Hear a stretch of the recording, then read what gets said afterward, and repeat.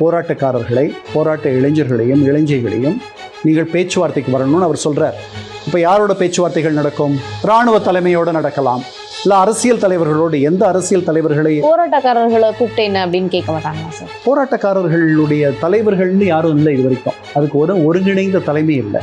அது ஸ்பொராடிக்காக, ஸ்பான்டேனியஸாக தானாக எழுந்த ஒரு எழுச்சி. இது பல நகரங்களில், பொக்காரான்ட்டு ஒரு நகரம் இருக்குது, காத்மாண்டு, மற்ற அவர்களுடைய முக்கிய நகரங்களில் இது ஒரே நேரத்தில் இந்த போராட்டங்கள் வெடித்திருக்கின்றன.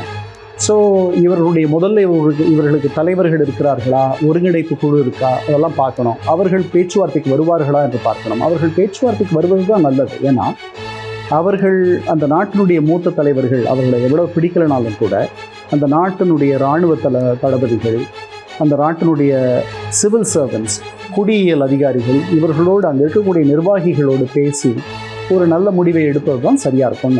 MCR Pure Cotton Club, formals and casual shirts.